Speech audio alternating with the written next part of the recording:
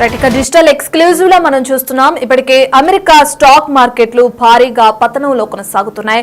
ఒక్కసారిగా America stock మార్కెట్లు crash అయ్యాయని కూడా మనం చెప్పుకోవచ్చు. ఇప్పటికే చూసుకుంటే 2022లో ఎప్పుడైతే ఈ స్థాయిలో పతనాలు కూడా స్టార్ట్ అయ్యాయని కూడా చెప్తున్నారు. ఇక దానికి మించి అధిక మొత్తంలో కూడా ఈసారి ఎక్కువగా స్టాక్ మార్కెట్లు నష్టాల్లో కొనసాగుతున్నాయి అమెరికా పరంగా అని చెప్పి కూడా నిపుణులు అంటున్నారు. మనం దానికి సంబంధించిన బ్రేకింగ్ చూస్తున్నాం డిజిటల్ ఎక్స్క్లూజివ్ లో. ఇప్పటికే దీనికి సంబంధించి ట్రంప్ కుట్ర ఎక్కువగా ఉన్న కారణం కూడా ఒకటి ఆరోపణ తెరపైకి వస్తుంది.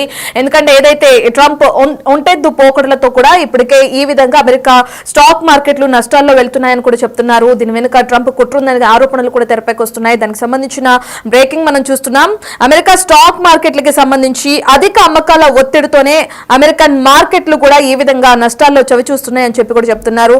ఇంకా ఇది దిగజారే అవకాశం కూడా కనిపిస్తుందని, టెన్షన్ కూడా పెరుగుతుందని కూడా అర్థమవుతుంది మనకి. అయితే మనం సుమారు చూసుకుంటే 20 రోజుల వ్యవధిలోనే ఏకంగా $4 ట్రిలియన్ల వరకు కూడా నష్టం చేకూరింది. అంటే సుమారుగా 349 లక్షల కోట్ల మేర కూడా తుడిచిపెట్టుకుపోయిందని చెప్పి కూడా ఇప్పటికే ఒక అంచనాకు వచ్చారు. అయితే ఫ్రాన్స్, యూకే వంటి కొన్ని దేశాల జీడిపి కంటే ఇది చాలా ఎక్కువ మొత్తం ఉంటుందని కూడా అంటున్నారు.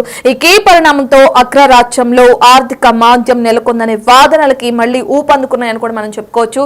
రైట్, ఇక దీనికి సంబంధించిన పూర్తి డీటెయిల్స్ అందించడానికి మనతో పాటు బిజినెస్ అనలిస్ట్ పాపారావు గారు ఉన్నారు. ఒకసారి ఆయనతో మాట్లాడదాం. Right sir. Hello sir. నమస్తే అమ్మ. నేను బిజినెస్ అనలిస్ట్ ని అనకండి, నేను ఎకనామిక్ అనలిస్ట్ ని. బిజినెస్ అంటేనే నాకు, కాబట్టి ఎకనామిక్ అనలిస్ట్ ఉన్నాను ప్లీజ్. Thank you. ఓకే అండి. మనం చూస్తున్నాం ఇప్పటికే ట్రంప్ కి సంబంధించి ఏదైతే ఈ నష్టాలు చవిచూడడానికి ప్రధాన కారణం ట్రంప్ కుట్ర ఉంది దీని వెనక అనే ఆరోపణలు తెరపైకి వస్తున్నాయి. అయితే దీనికి సంబంధించి ఎలా చూడొచ్చు అంటారు ఓవరాల్ గా? కానీ కుట్ర అనేది చాలా పెద్ద మాట. అట్లా కుట్ర చేయాల్సిన అవసరం ట్రంప్ కి ఎదుర్కొంటది అనేది. కాకపోతే ఏంటంటే ఇటు పక్క మార్కెట్లలో ఉన్న వాళ్ళంతా పెరణాల కింద, అంటే విపరీతమైనటువంటి భయాందోళన, అంటే ఎంత భయంలో ఉన్నారంటే ఇటు పక్కన మార్కెట్లలో ఇన్వెస్ట్ చేసిన వాళ్ళు కానీ, మార్కెట్లలో పొజిషన్స్ తీసుకున్న వాళ్ళు కానీ, వాళ్ళు దేని చూసినా ఉలిక్కి పడే పరిస్థితి. గత అనేక మాసాలుగా పడిపోతున్న మార్కెట్లు ఈ ఒడిదుడుకుల క్రమంలో ట్రంప్ ఏదో కుట్ర చేస్తున్నాడు అన్నట్లుగా అనేది ఒక పెరనాయిడల్, ఒక మానసికమైనటువంటి ఆందోళన తాలూకు రిఫ్లెక్షన్ తప్పితే ట్రంప్ కి కుట్ర చేయాల్సిన అవసరం లేదు. ఆయన వాస్తవానికి ఆయన అడిగినప్పుడు 2025లో చాలా మంది అన్నట్లుగా మాంద్యం వచ్చే అవకాశం ఉందా అని అడిగారు ట్రంప్ ని. ఉండొచ్చు అన్నాడు ఆయన. దానికి ట్రంప్ కుట్ర చేస్తున్నాడని చెప్పడం అంటే మన భయాందోళనలు ఏ తీవ్ర స్థాయిలో ఉన్నాయి అనేది ఆలోచించవచ్చు. కాబట్టి ఏంటంటే గత నుంచి అనేక మంది చెబుతుంది. ఈ మధ్యకాలంలో ఒక ఆయన పేరు కూడా గుర్తులేదు, ఫిబ్రవరి నెలలో మార్కెట్లు పూర్తిగా సంక్షోభంలో పడతాయి అనేది ఆయన చెప్పడం, క్రైసిస్ అవుతుందని చెప్పడం. అలాగే దీనికి చెప్పుకోవడానికి కాదు కానీ నా పుస్తకం కూడా ఉంది, మానవాళికి మహోదయం అంతం కాదు ఇది ఆరంభం అని. దాని ముందరి వర్షన్ అయితే సమాధిలోకి సామ్రాజ్యవాదం అనే 2 పుస్తకాలు, వ్యాసాల సంకలనాలు. ఎప్పటి నుంచో 20 సంవత్సరాలు 25 సంవత్సరాల నుంచి కూడా నేను అమెరికా వ్యవస్థ ఈ రోజు ఉన్నటువంటి పరిస్థితి వస్తుంది, ఆ దిశగానే అది ప్రయాణం చేస్తుందని 5 ఏళ్ల నుంచి చెబుతున్నాను నేను కూడా. ఎందుకంటే అమెరికా వ్యవస్థలో ఉన్నటువంటి డైనమిక్స్ అనేవి అంతిమంగా పతనం దిశగా అమెరికా వ్యవస్థను నడిపిస్తున్నాయి. కాబట్టి ఏంటంటే అది ఏ క్షణానైనా పతనం ఉంది అనేది అనేక సంవత్సరాలుగా అనేక మంది అనుకుంటున్నాం. ఇప్పుడు అది ఆ పాయింట్కి బహుశా చేరుండొచ్చు. కానీ దీన్ని ట్రంప్ ఆపాదించడం పొరపాటు. ట్రంప్ మామూలుగా మీడియా వాళ్ళకి వచ్చినప్పుడు ఇదేంటంటే ఏమన్నా మాంద్య అవకాశాలు ఉన్నాయి 2025లో అంటే ఉండొచ్చు అన్నాడు ఆయన. సహజంగానే ఆయన ఉన్నమాట ఉన్నట్టు మాట్లాడటం కొన్ని సందర్భాలు. ఆయన పట్ల నాకేమీ మంచి అభిప్రాయం లేదు, కానీ ఆయన తప్పు కాదు ఇది. ఆయన ఏదో కుట్ర చేయటం, ఆయన దేశం మీద ఆయన ఏదో కుట్ర చేసుకుంటాడు. ఆయన ఏదో అంటే ప్రధానంగా ఏదైతే ఉందో ఆయన అధికారం చేపట్టిన తర్వాత అటు అమెరికా ఆర్థిక వ్యవస్థ సంక్షోభంలో ఉంది. దాని కారణంగా ఇతర దేశాలకు సంబంధించి మనం చూసాం, మొన్నటి వరకు అధిక పన్ను వసూలు చేసి అధిక పన్నుని ఎక్కువగా పక్క దేశాలకి మోపడం, అందులో మన భారత్ కూడా ఉంది. అదే కారణం చేత ఇప్పుడు ఆయన అధికారంలో ఉన్నారు కాబట్టి ఆ ట్రంప్ కుట్ర ఉందనే ఆరోపణలు వస్తున్నాయి. నేను దానికి సంబంధించి అడిగానండి. అంటే ఆయన దేశం కోసం ఆయన టారిఫ్లు సంబంధించి ఇతర దేశాలు తన ఎగుమతుల మీద ఎక్కువ టారిఫ్లు వేస్తున్నాయి, తన దేశంలోకి మాత్రం తక్కువ టారిఫ్లతో ఇతర దేశాల సరుకులు వస్తున్నాయి. ఇది ఇంబ్యాలెన్స్ అనేది చెప్తా ఆయన అబ్జెక్షన్స్ చెప్తున్నాడు. ఆయన ప్రధానంగా ఏంటంటే దీని మీద అందుకే ఆయన దేశాన్ని ఆయన కాపాడుకోవడానికి ఆయన చేసే ప్రయత్నంలో టారిఫ్లు మీరు వేస్తే నేను అంతకంటే ఎక్కువ టారిఫ్లు వేస్తాను, మీరు టారిఫ్లు తొలగించండి, నేను టారిఫ్లు తొలగిస్తాను, నువ్వే బేరసారాలు పెడతాడు. ఆయన పద్ధతిలో ఆయన అమెరికా సిస్టమ్ మునిగిపోతున్న పడవలాగా ఉన్నటువంటి పరిస్థితి అమెరికా సిస్టమ్ ది. అట్లాంటి పరిస్థితిలో ఉన్నటువంటి అమెరికాని కాపాడుకోవడానికి ఆయన శాయశక్తిలో ఆయనకు తోచిన మార్గంలో, అది తప్ప ఒప్ప అంటే అది తప్పని మనకు అనిపిస్తుంది. మనందరికి, నాకు కూడా తప్పని, అమెరికాలో ఆయన ధనవంతులకు అనుకూలంగా విధానాలు తీసుకుంటున్నాడని నేను కూడా అనుకుంటున్నా. ఖచ్చితంగా ఆయన అమెరికా ధనవంతులకు అనుకూలంగా విధానాలు తీసుకోవటం ఎన్ని లోపభూయిష్టమైనవి.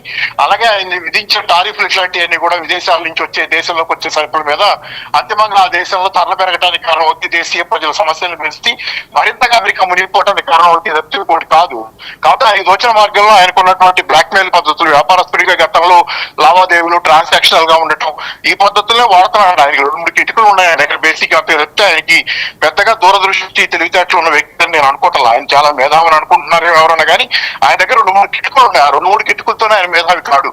మేధావి తత్వం కాదు అది. మామూలుగా ఆయనకున్న వ్యాపారంలో నేర్చుకున్న 2-3 ట్రిక్స్, ఆ ట్రిక్స్ వాడి ఈ రోజు ఇతర దేశాల మీద వాటిని భయపెట్టి భయాన దారిలోకి తెచ్చుకొని అమెరికాని కాపాడుకునే ప్రయత్నం ఆయన చేస్తున్నాడు. అదైతే చాలా కష్టం, అది సాధ్యం కాదు. ఇన్ని దేశాల ప్రపంచంలో ఆయన భయపెట్టడం సాధ్యం కాదు.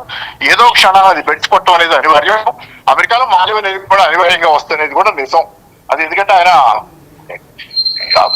మీడియా అడిగిన ప్రశ్నకి వేస్తాను అంటే అక్కడ దాన్ని ప్రత్యేకంగా దాన్ని ఆయన నోటితో ఆయన చెప్పింది కాదు, మాన్యం రాబోతుందని. మీడియా అడిగిన ప్రశ్నకి ఆయన అవును రావచ్చు అన్నాడు. అది సరే, మనం ఇప్పుడు ఏదైతే అమెరికా స్టాక్ మార్కెట్లు నష్టాల్లో జరగడం కానీ, ఇప్పుడు మీరు చెప్పినట్లుగానే ఇదంతా ఓవరాల్ గా చూస్తే దీని ఇంపాక్ట్ ఎంతవరకు పడే అవకాశం కనిపిస్తుంది అంటారు ప్రపంచ ఆర్థిక వ్యవస్థ పైన? స్టాక్ మార్కెట్లు గత 5-6 నెలలకి భారతదేశంలో అయితే సెప్టెంబర్ నుంచి పత్రంలో ఉన్నాయి. రికార్డు పత్రం 96 తర్వాత అనుకుంటే ఇది మళ్ళీ రెండోసారి. కాబట్టి ఏంటంటే ప్రపంచవ్యాప్తంగా ఉంది. ఎందుకంటే ప్రపంచవ్యాప్తంగా చాలా మంది ఈ రోజు షేర్ మార్కెట్ లో ఇన్వెస్ట్ అయ్యి ఉన్నారు.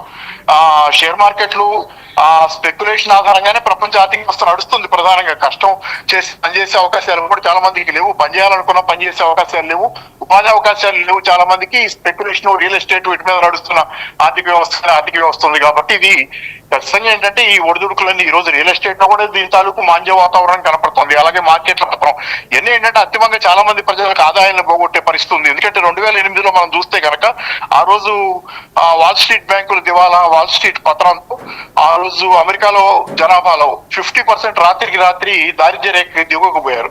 అమెరికాలో దారిద్ర్య రేఖ అంటే $19,000 సుమారుగా సంవత్సరానికి.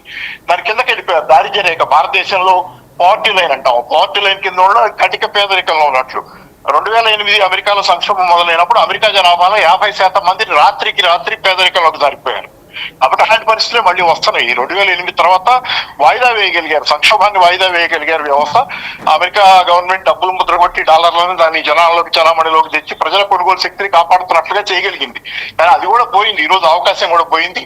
డబ్బులు ఇంకా ముద్ర కొట్టిన కొద్దీ, డాలర్లు ముద్ర కొట్టిన కొద్దీ అమెరికా ప్రభుత్వం ద్రవ్యోల్బణం పెరుగుతుంది. కాబట్టి అమెరికా ఇక అది కూడా చేయలేని స్థితిలో ఇక ఈ రకంగా మార్కెట్లు సంక్షోభంలో పడ్డాయి. జనాల చేతిలో డబ్బులు లేవు, వాళ్ళకి ఉద్యోగాలు లేవు, వ్యవస్థలో సంక్షోభం అనేది బయటపడుతుంది. అయితే దీనికి అంటే మీరు చెప్పినట్లుగా ఏదైతే నష్టాలు జరుగుతున్నాయో వాటికి ట్రంప్ మొదలుపెట్టిన వాణిజ్య యుద్ధం ఒక కారణం కాదంటారా? అది అగ్రవేట్ చేస్తున్నామా? ఆయన పరిష్కారంగా ఒక మార్గాన్ని ఎంచుకున్నాడు. ఆయనకి వచ్చిన పరిష్కారం ఆయన ఎంచుకున్నాడు. ఉన్న పరిస్థితిలో యథాతథ పరిస్థితిలో ఏం చేసినా సరే అమెరికా పత్రాన్ని ఆపడం సాధ్యం కాదు. కానీ ఆయన ఎలాగైనా సరే దీన్ని ఆపాలనే తాపత్రయంలో ఆయనకి వచ్చినటువంటి ఒక వైల్డ్ గ్యాంబుల్ అంటే ఒక భారీ రిస్క్ తీసుకుని పనిచేస్తున్నాడు.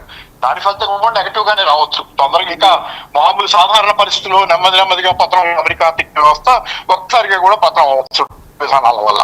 రైట్, థ్యాంక్ యూ పాపారావు గారు. Thank you.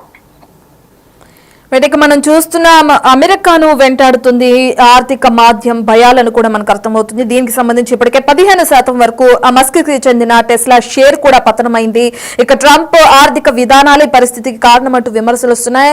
ఇప్పుడు మనం పాపారావు గారు చెప్పినట్లు కూడా చూస్తే ట్రంప్ దీనికి ఆర్థిక మాంద్యం వచ్చే అవకాశం ఉందా అని చెప్తే ఆయన రావచ్చు అని చెప్పి ఒక ఆన్సర్ ఇవ్వటం మాత్రమే జరిగింది. దానికి సంబంధించి ఆయన ఏదైతే నిర్ణయాలు తీసుకున్నారో అవి అంతగా ఎక్కువ కారణాలు చూపించకపోవచ్చు, వాటి ఇంపాక్ట్ చాలా తక్కువగా ఉండకపోవచ్చు అని చెప్పి కూడా ఆయన అంటున్నారు. ఇక ట్రంప్ మొదలుపెట్టిన వాణిజ్య యుద్ధం కూడా ఒక కారణంగా కూడా విశ్లేషకులు చెప్తున్నారు. ఏదేమైనప్పటికీ మనం చూస్తే 20 రోజుల వ్యవధిలోనే 350 లక్షల కోట్ల వరకు నష్టాన్ని చవిచూసింది అమెరికా స్టాక్ మార్కెట్ అని కూడా అర్థమవుతుంది.